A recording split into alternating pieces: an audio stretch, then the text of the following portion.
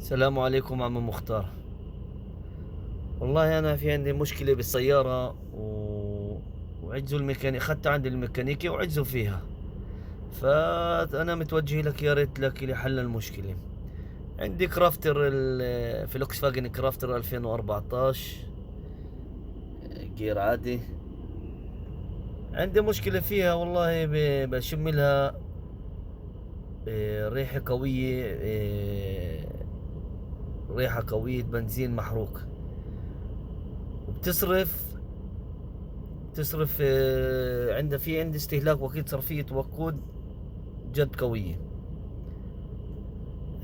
طبعا ما في أي ما بتنقط، يعني ما بتسيل ديزل، فحصناها وقالوا لي إنه الأكزوز مسدود، والغينا كنا فضينا الأكزوز والغينا البرمجة تبعت الأكزوز، والاي جي ار برضو الغناه، حطينا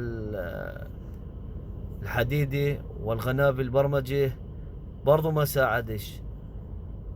قالوا لي بخاخات، برضو غيرنا بخاخات وبرضو ما ساعد. الصرفية هي ظلت هي، والريحة قوية جدا. غيرنا المسطرات تبعت الفوق اللي عند البخاخات، وغيرنا الحساس برضو ما ساعدش. نظفنا الحساس الهواء غيرناه برضو ما ساعدش. حساس الماب برضو ما ساعدش.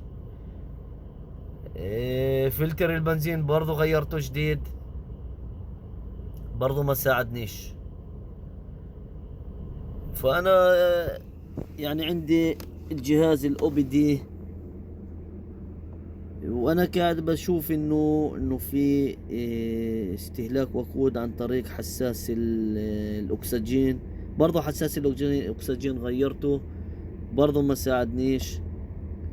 كيف ما انا شايف هون عندي، كيف ما انت شايف هون، في هنا مبين انه في استهلاك عالي للوقود، فعجزت فيها السيارة. فيا ريت تلقى لي حل إلها، وأنا ممنون جدا إلك.